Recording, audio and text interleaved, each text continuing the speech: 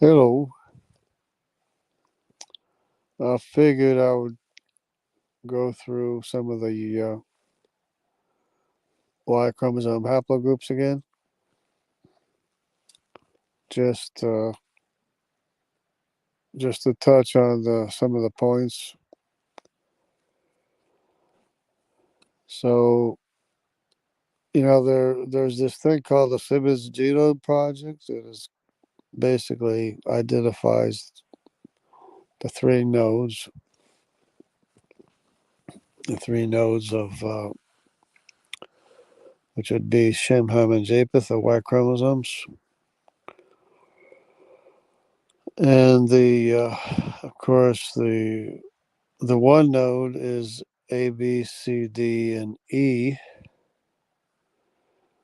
The other node is F, G, H, I, and J.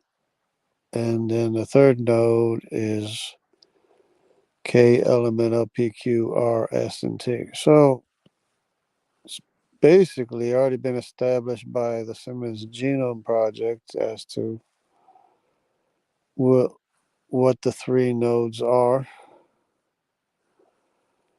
And even if you look on the DNA map of this, one of the main DNA maps, that they have basically the same thing, only they have A through F, but then they repeat F again and have F through K, and then they repeat K again and go K through T. So it's pretty well established as to which is which as far as the three groups of people.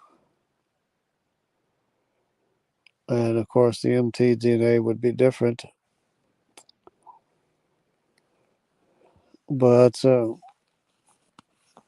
was noticing that for the Japhethites, Dr. Jensen only has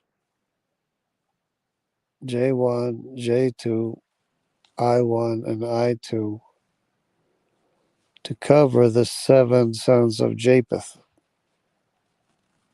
Somehow, the other haplogroups, which would be FG, H, FG, and H, uh, they're he's got them as Hamitic somehow, which I don't know how they've been Hamitic. But the location, of course, is not the location of the Hamitic Y chromosome either. There's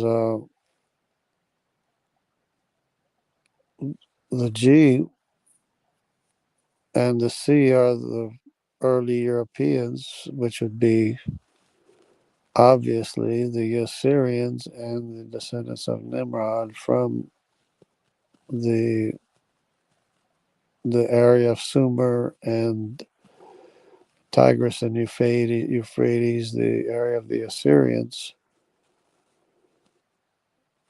as governed by the descendants of Nimrod, because the sea is there in Europe as well. The ancient haplogroups in Europe are G and C. And the only ones to move into Europe or conquer Europe that way would be Assyria and, of course, some of the descendants of Nimrod, which would be C, which is Hamitic, which is the reason why the early Europeans were darker, because of the CY chromosome. Also, that would be autosomally, they would be darker people in Europe as opposed to the Eurasians, the rest of the Eurasians that are there. And that would be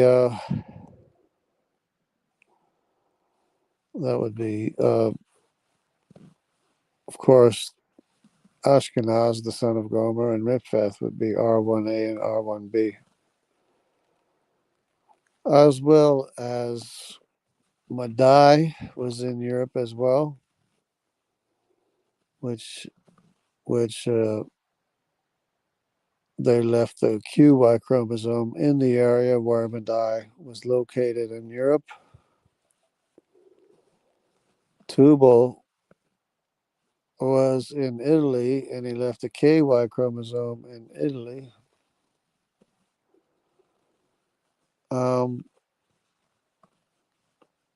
And so all these people, wherever they go, they leave the evidence that they were there in the area. And we know who they are. We know the ancient Europeans that went into Europe, other than the Eurasians, other than the sons of Japheth that were in Europe, were descendants of Asher, were the Assyrians with a GY chromosome, and the descendants of Nimrod, which is a CY chromosome. So they came from the Tigris and Euphrates, Babylon area, or land of Shinar, of course, is where Nimrod was king. And the Assyrians were like one of the first people that went and tried to take over everybody, or tried to, rule the world or whatever. So they moved into Europe. The Assyrians had the GY chromosome, and Nimrod, descendants of Nimrod, had the CY chromosome. So that explains that, quite well, as well as the QY chromosome from Madai in the area where Madai was in Europe, and the Tubal left the KY chromosome in Italy because they were the original population of Italy was Tubal. So the KY chromosome is there to this day. Then I've spoken about the Phoenician makeup, which was in the days of King Solomon, which is a long time later. This is not really ancient civilizations anymore. This is the days of King Solomon. The Phoenicians had a genetic makeup of a Y chromosome consisting of the R1B, the T, the E, the B, the J1, the J2, the I1, the I2, the Q, of course, because the Phoenicians were going to America, besides the fact that the Medes were in the area. Anyway, the Medes is Q, Madai. And all those Y chromosomes are found in America.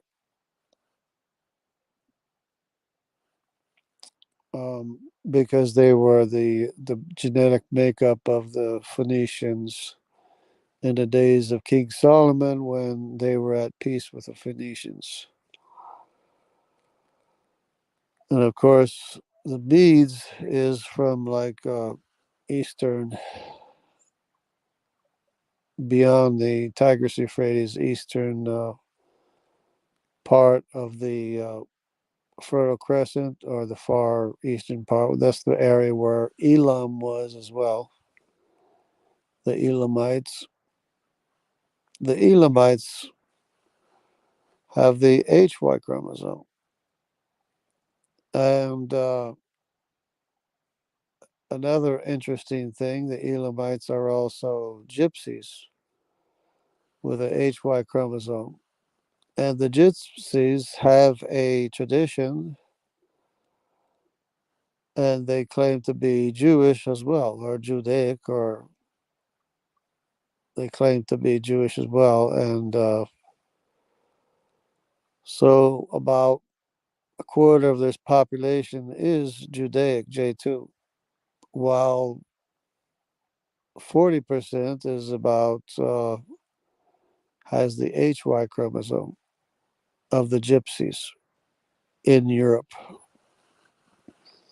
Of course, the Elamites also went to India, and they're known as Dravidians in India, and they have the HY chromosome of the Elamites, called Elamo-Dravidians. Of course, the L and the T is in India because Alexander the Great went to India and basically wanted to stay there in India because he liked it so much, apparently. So there's lots of things, lots of reasons to identify the Semitic people as being F, G, H, I, and J because, of course, you have the Arameans as well. Not only do you have the Arameans, you have the Lydians. And those are two different sons of Shib, so there's two different lines of F separate from each other. There's the F and the F2. They're two different Y chromosome lines, lineages, totally separate from each other if you look at the Simmons Genome Project. So that works out well.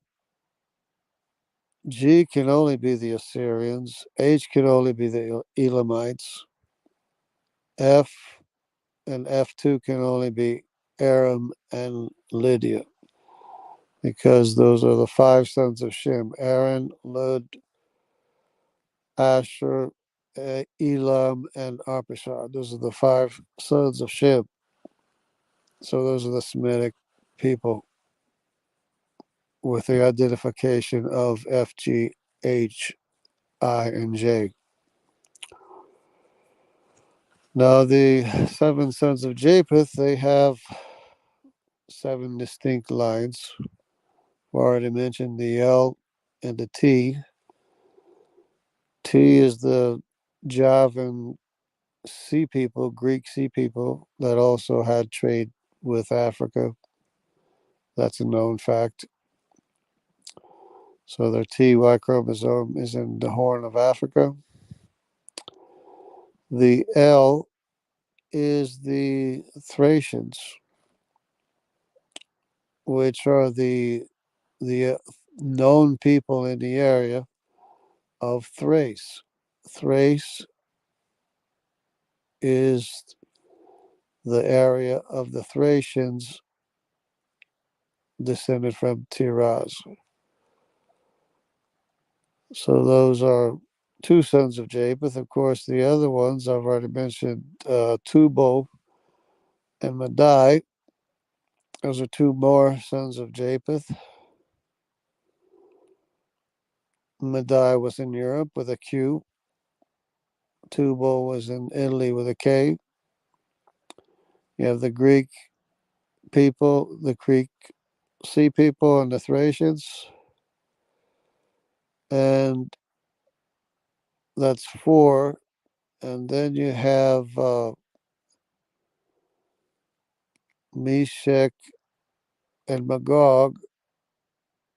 That's 5, 6. Plus, you have one more while Meshach is in, be all the way up north because they're said to have gone north. So that's Meshach and Magog.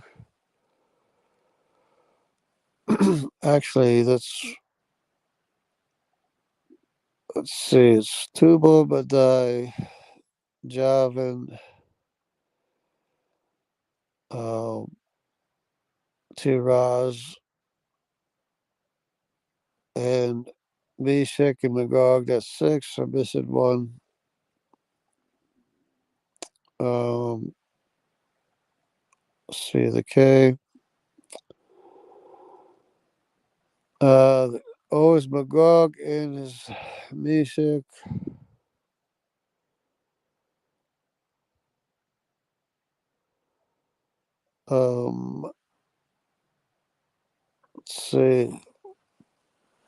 Let's see, Meshach, Tubal, Magog, Madai, and the Greek Sea people. Oh, and Gomer. That's the other one. Gomer had the son Ashkenaz, the R1A, and Riphath, the R1B, and Togarma, the R2. So that's the seven sons of Japheth. And the area of Ashkenaz actually has the name of Gomer's son, Ashkenaz. So that's pretty clear. So you have the seven sons of Japheth, five sons of Shem, four sons of Ham. And the sons of Ham have three separate trees, four actually, counting Cush. Cush would probably be the A, B, C, D, and whatever E belongs to the Cushite tree, which would not be the North African P19 or the Mitzrayim M78 or the Canaanite Z830 trees. Be whatever other people there are would be that are not on those trees, those three trees of Canaan, Mitzrayim, and Put would be on the Cush lineage or family tree, the Y chromosome family tree. So, which would include, of course, the D, which is the Andamanese in the South Pacific, Indian Ocean. The Tibetans have the D.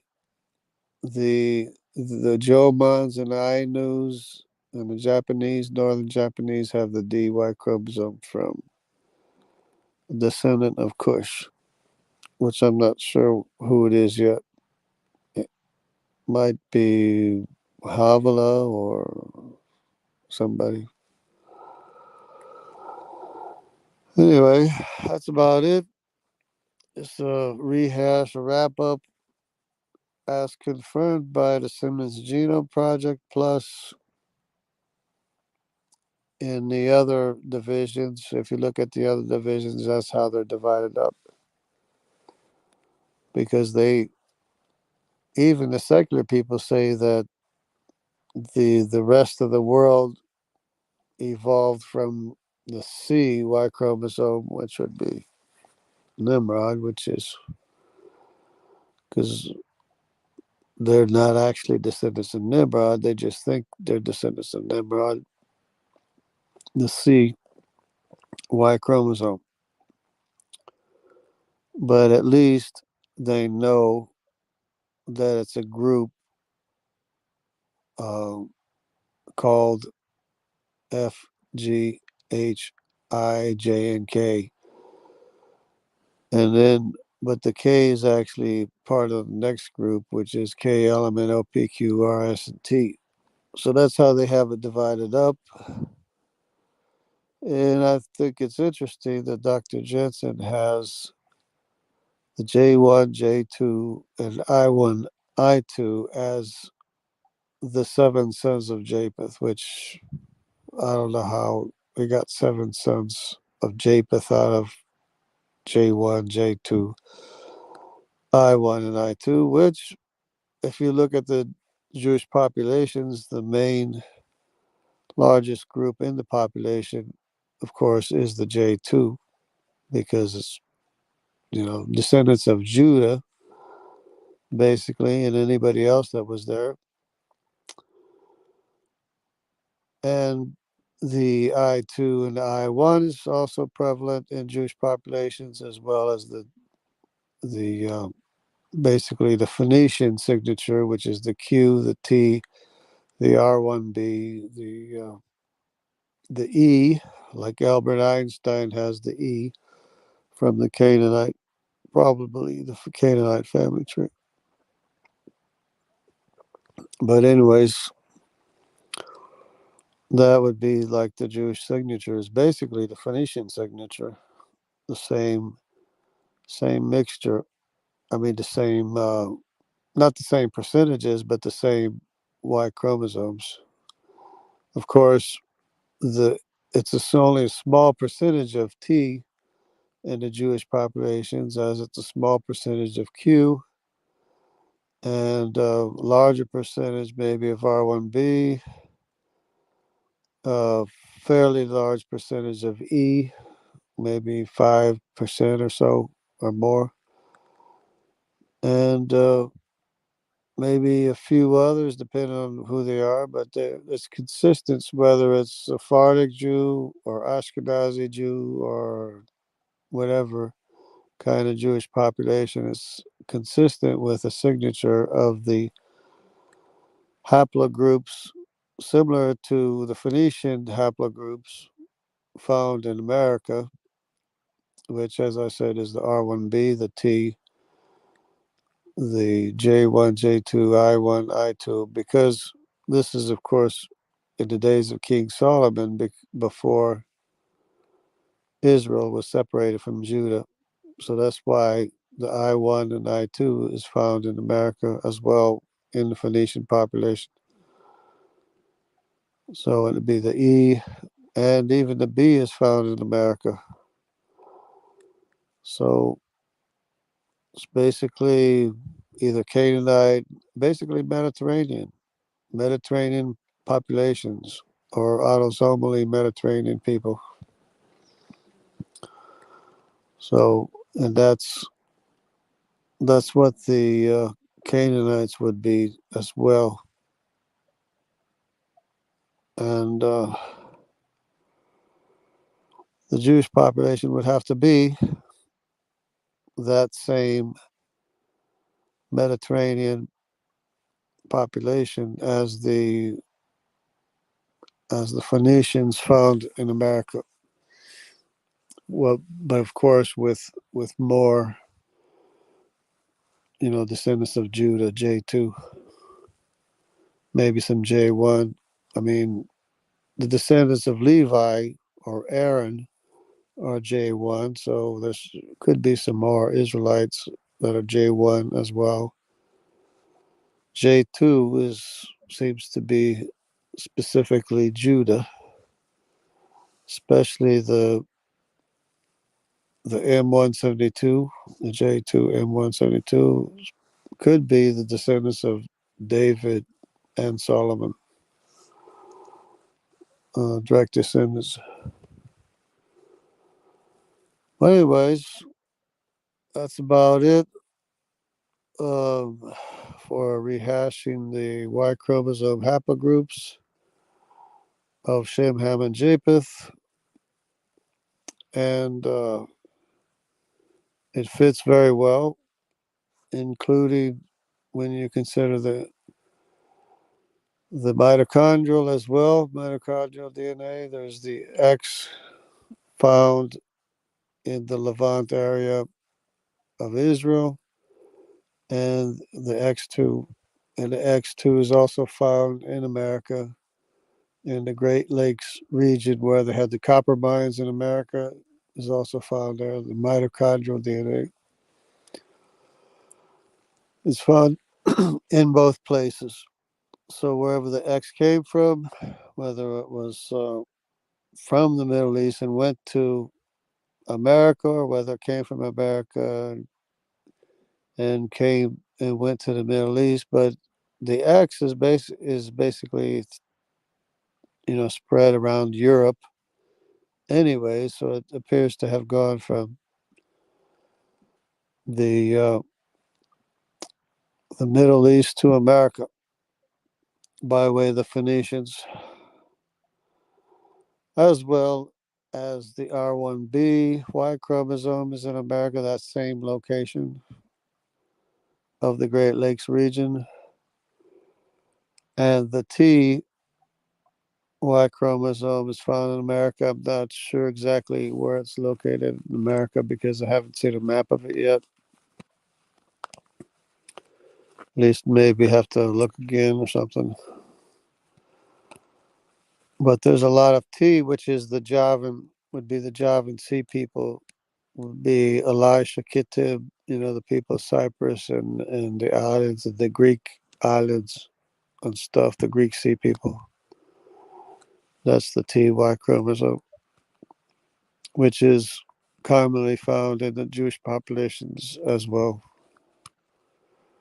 as Madai, the Q, which is found in Northern Europe, where Madai was located. Of course, the Q is the American indigenous population, as well as the C3 from Nimrod's descendants as well in America. So that's about it, I guess, for now. Except that I've said before about the two mitochondrial Semitic lines, that there's an N and an R. They're designated as N and R, and they're both in the Semitic line because Japheth had a lot of sons, but apparently he didn't have as many daughters. So Madai asked to marry one of the daughters of Shem. So there's actually an Asiatic Semitic line in Asia that went all the way to America with Madai, as a matter of fact, which would be the A line. The mitochondrial maternal A, the mtDNA A haplogroup, which would be the Asiatic Semitic line in Asia, which there's a couple more of them, as well as the A. So it's the N and the R, the two designated Semitic mitochondrial groups. And the B would be the Middle Eastern Semitic mitochondrial group, the B maternal line, that also went to America because they named it A, B, C, and D, the maternal lines in America. But the A is the Asiatic line, the B is the Middle Eastern Semitic line, or the A is the Asiatic Semitic line. The B is the Middle Eastern Semitic line that appears to have gone to America by way of the Pacific Ocean instead of the other way around, which most of the population went. Anyway, that's about it for right now, I believe. And I just hope there's not too much confusion with the paternal haplogroups. But Dr. Jensen is going to have another live stream on Monday about noon Central Standard Time, I think 1 o'clock Eastern or something like that. But he's going to have another live stream on Monday. All right, Kevin Coven, yes. I hope people are not too confused. I hope everybody's not too confused with this. But it might cause a lot of confusion, but I think eventually we could get it straightened out without yelling at each other and stuff. But I don't know. I think it would be embarrassing for Dr. Jensen to admit that he's got it wrong. And of course, I got it right. But anyways, because he's disagreed with the consensus of what the three groups are anyway. So, but anyways, everybody take care. God bless. I'll see you.